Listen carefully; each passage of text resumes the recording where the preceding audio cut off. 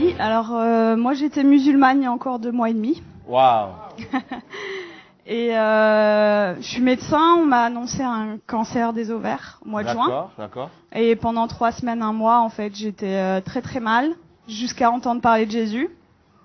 J'en avais déjà entendu parler, mais là, j'ai été vraiment touchée sur une vidéo comme ça un soir chez moi. Et donc, je me suis intéressée à cette personne. Et en fait, j'avais pleuré pendant 3 semaines de tristesse. Et là, je pleurais d'amour. Wow. Et je comprenais pas.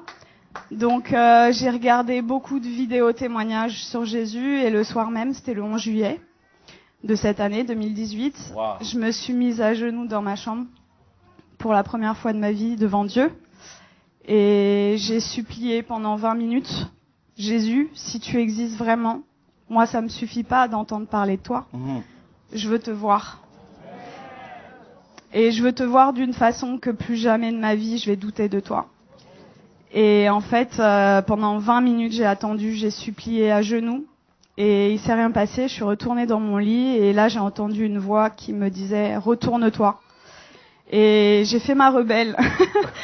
J'ai dit mais il y a rien, il y a un mur blanc derrière moi. Et j'ai entendu une deuxième fois retourne-toi de façon très forte. Et là je me suis retournée et en fait au-dessus de mon lit, j'ai fait plusieurs pas de recul parce qu'il y avait la tête de Jésus en fait. Wow.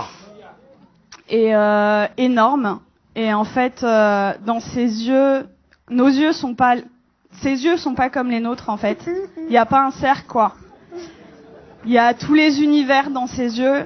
Et en fait, il m'a regardé, il m'a transpercé le cœur. Et en fait, là, j'ai une urgence intérieure qui, pour une musulmane, est incompréhensible. C'est-à-dire que c'est pas venu de mon mental. Je devais me faire baptiser le plus vite possible. Donc, le lendemain, j'ai cherché partout où me faire baptiser. Et à la fin de la journée, j'ai dit à Jésus, tu m'as donné cette envie-là, donc guide-moi. Et donc, j'ai été baptisée le 13 juillet 2018. Et là, j'ai vraiment vu, parce que en fait, je suis médecin psychiatre, addictologue, et je croyais pas trop aux esprits, tout ça. Et là, j'ai vu des esprits sortir de moi, etc. Wow. Donc j'ai dit.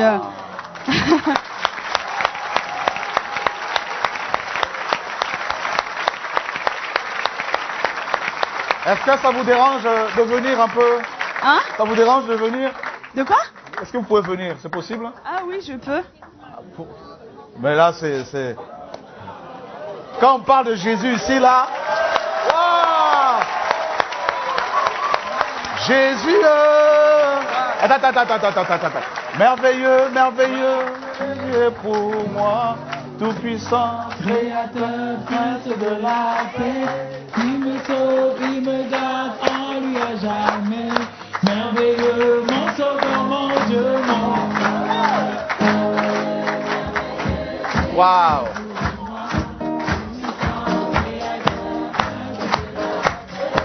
Il me sauve, il me garde en lui à jamais.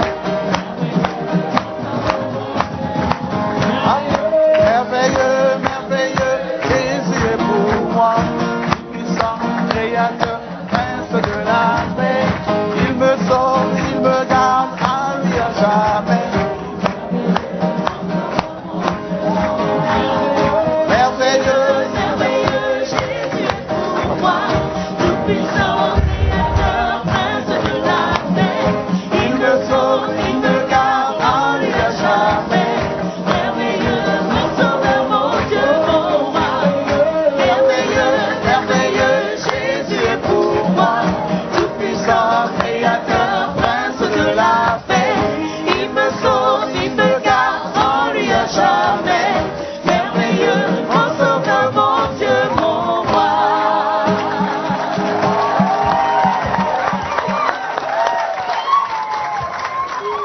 Wow. Donc je continue.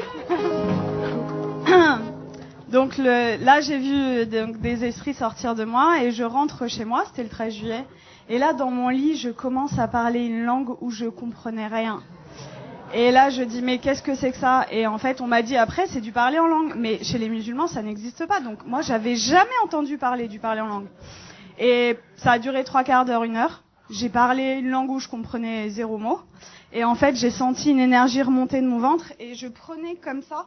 Et je jetais, en fait. Ça a duré 3/4 d'heure, 1 heure. Et là, au bout de 3/4 d'heure, 1 heure, j'ai arrêté de parler. Et j'avais des douleurs depuis 4 ans, tous les jours. Et là, pour la première fois depuis 4 ans, plus aucune douleur.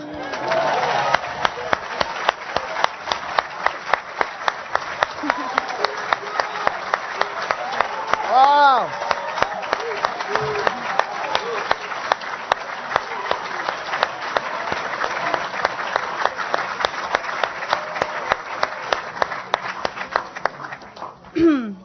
Et donc là, j'ai dit ok, je suis guérie, c'est bon. J'ai pris rendez-vous chez mon gynéco le 17 juillet. Et j'arrive et je lui montre les examens complémentaires, les marqueurs tumoraux, l'IRM pelvienne. Et il me dit, bon, écoutez, alors c'est une maladie très sévère, on va opérer, on va faire un traitement, etc. Et là, je le regarde avec le sourire et je lui dis, vous savez pas ce que je vais vous dire, je suis guérie. Et là... Et là, il me dit, comment ça, je comprends pas. Il m'a écouté quand même parce que je suis médecin, j'ai un cabinet juste à côté de chez lui, quoi. Donc il savait que c'était pas n'importe, voilà. Et là, je lui dis, mais en fait, je suis guérie. Et il me dit, bon, parce que le déni en médecine, ça existe beaucoup. Il me dit, bon, allez, on va faire l'échographie. Et en fait, là, il me fait l'échographie et il était bouche bée.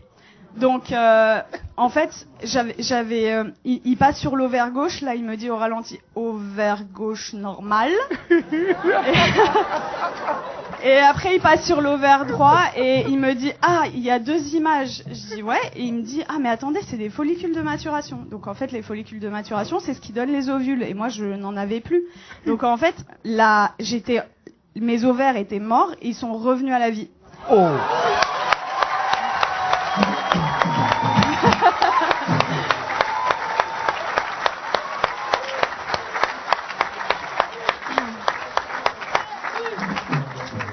Et là, il retire la sonde et il me dit, vous vous rhabillez, vous allez m'expliquer ce qui s'est passé. Et du coup, je lui raconte en gros que j'ai rencontré Jésus 6 jours avant, qu'il m'a guéri et tout. Et il me dit, bon, écoutez-moi bien. Moi, je crois en Dieu, donc je pense que c'est possible. Je suis juive, donc je pense que c'est possible. Mais vous êtes médecin, attention, gardez ça pour vous. Et là, je lui ai dit, j'ai rigolé. Je lui ai dit, c'est impossible. Je lui ai dit, je veux que le monde entier...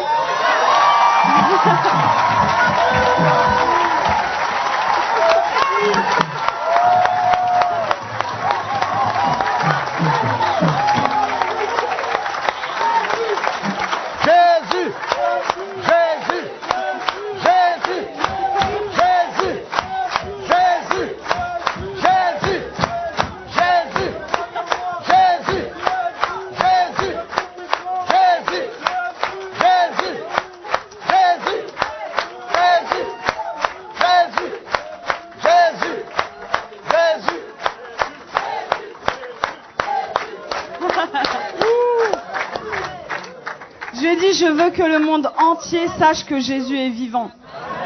Et il m'a dit, bon, ok. Et, il m'a fait mon compte rendu d'échographie, qui était normal. C'était un plaisir pur. Et il me le rend. Et là, il me dit, est-ce que je peux vous faire la bise au lieu de me serrer la main? Je dis, bien sûr.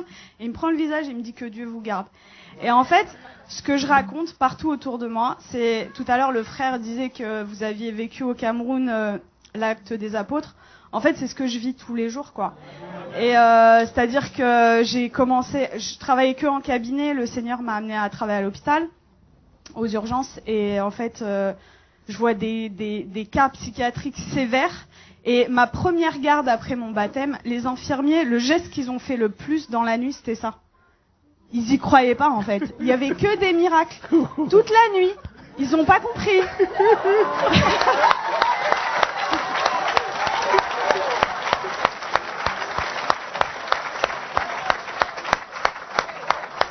Et en fait, partout où je vais, partout où le Seigneur donc est avec moi, il se passe des miracles. Et c'est ce que je dis, en fait. Moi, ça fait que 2 mois et demi que je suis chrétienne.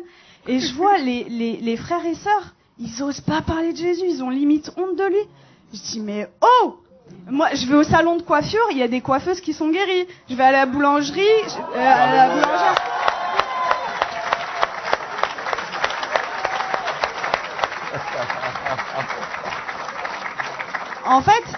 J'aime beaucoup cette expression. En fait, je dis que le Seigneur, c'est l'antidote à tout.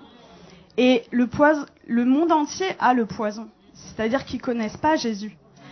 Moi, j'ai 33 ans. J'ai attendu 33 ans pour qu'on me parle de Jésus. Mais attendez, mais moi, j'aurais voulu que quelqu'un vienne me parler de Jésus. Vienne me dire, mais attends, la solution à tous tes problèmes, ton malheur et tout, c'est Jésus la solution. Mais personne autour de moi. J'avais aucun chrétien autour de moi. Donc dans ma famille, ils sont tous musulmans et quelques personnes athées. Et en fait, ils comprennent pas du tout ce qui se passe. Mais juste, je voulais vous dire que je vis des miracles tous les jours. Tous les jours, c'est des prodiges de Dieu. Je vais vous raconter juste, il y a quelques jours, ce qui s'est passé parce que je dois choisir et je peux pas tout vous raconter. Donc, il y a ma famille qui était en Algérie pendant tout l'été. Ils sont rentrés et il y a mon oncle, en fait. Il a de l'arthrose sévère au genou. Et je suis arrivée, j'ai raconté ce qui s'était passé cet été, et ils m'ont dit ouais c'est bon, t'arrêtes de nous parler de Jésus. Déjà ils ont été tolérants, ils ont accepté d'écouter. Et là je vois en fait mon oncle il boite, il a de l'arthrose. Et là je lui dis tonton, est-ce que je peux prier pour toi? Il me dit non. Et ma tante elle lui dit bah pourquoi, qu'est-ce que t'as à perdre? On va voir si ce qu'elle dit est vrai. Je dis ok.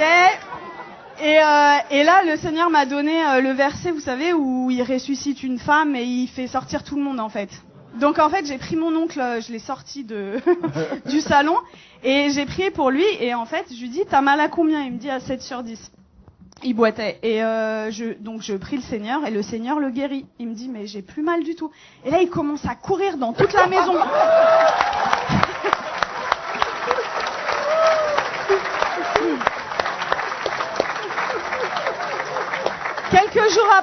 Quelques jours après, je retourne dans la famille et là, il me dit, Nermine, tu vas pas me croire, j'ai vu mon ophtalmo. En fait, il voit son ophtalmo 2 fois par an et pour son glaucome. Donc, le glaucome, c'est une maladie chronique, c'est à vie, c'est comme le diabète. Et il me dit, l'ophtalmo, il a pas compris, j'ai plus de glaucome. Il lui a dit, je peux pas t'arrêter les 2 traitements parce que voilà, mais j'en arrête 1 sur 2. La prochaine fois, s'il y a plus rien, on arrête le 2e, quoi. Et donc ça, c'était mon oncle et mon père qui a 80 ans, musulman depuis 80 ans. Waouh. J'ai été le voir, ça faisait très longtemps que j'étais pas allée le voir, au moins 6 mois, 1 an. J'ai été le voir jeudi dernier. Et en fait, je lui ai raconté ce qui m'est arrivé. Il a été guéri. J'ai prié pour lui. Il a été guéri de ses acouphènes, c'est des bourdonnements. Il avait depuis 10 ans, plus d'acouphènes. Il avait mal au dos, il pouvait pas sortir sans ceinture. Plus de ceinture. Je l'ai sorti sans ceinture. Il voyait double, il avait une diplopie. Il voyait double quand il mettait pas ses lunettes. Plus de diplopie. Et là, au bout de 2 heures, il me dit c'est bon, je me donne à lui.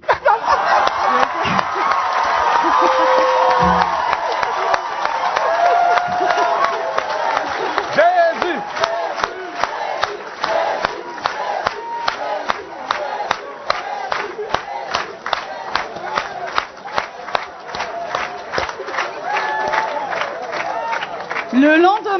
Le lendemain, donc c'était vendredi là, non c'était pas hier, c'était vendredi dernier. Vendredi, j'arrive, donc le lendemain, en fait là il me dit tout ce qu'on s'est dit là, t'oublies, c'était des bêtises, tu me parles plus de Jésus. J'étais choquée. Je dis bon, ok, et là dans ma tête, au bout de 2 minutes, je dis non, ça va pas se passer comme ça. Et ça, vraiment, les frères et sœurs, c'est un truc hyper important. Vous priez, mais il faut proclamer aussi ce qui est écrit dans la parole. Et donc, dans ma tête, j'ai dit, je proclame qu'il appartient à Jésus. Je proclame qu'il appartient à Jésus. Et donc, j'ai proclamé. Et là, il me dit, j'ai la tête lourde et tout. Et je dis, j'ai vu l'opportunité. Je dis, je peux prier pour toi? Et il me dit, non, tu m'approches pas. Et donc, en fait, 3 fois d'affilée, en 1 heure, peut-être 3 fois je lui ai proposé. La 3e fois, il me dit, ça prend combien de temps? Je lui dis 5 secondes. Je dis ok, il me dit ok, donc je mets ma main comme ça, je chasse les esprits au nom de Jésus. Et là, il éternue, mais de façon disproportionnée. Et là, il me regarde et il me dit, c'est parti. Je dis ah ouais? Et il me dit, tu crois que ça a un rapport avec ta prière? Je dis bah totalement. Et du coup, on est reparti à parler de Jésus. Je l'ai sorti, on est parti manger ensemble. Ça faisait 20 ans, ça faisait 20 ans qu'on n'était pas sortis ensemble. Et en fait, je lui ai parlé du baptême dans l'après-midi. Et dans l'après-midi, il me dit, ok, je suis ok pour être baptisé.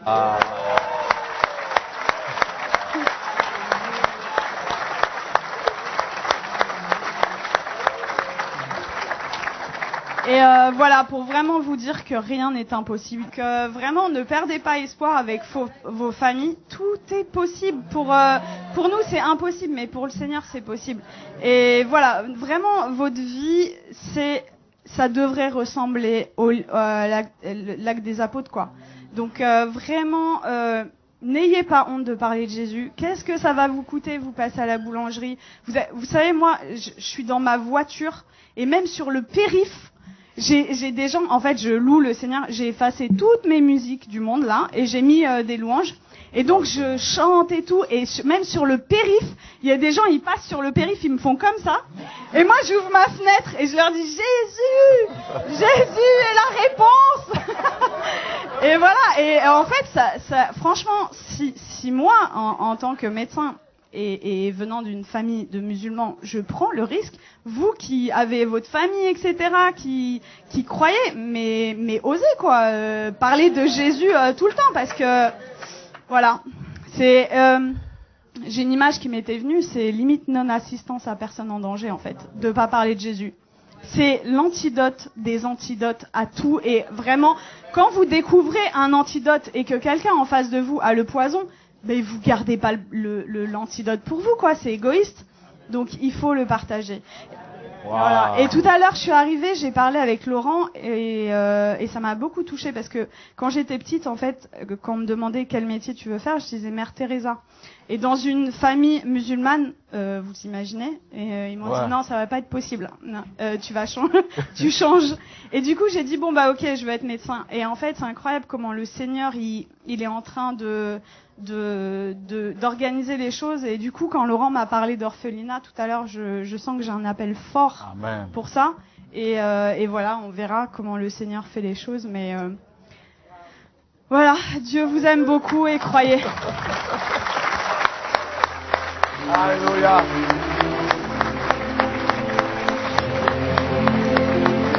Wow. Gloire à Dieu.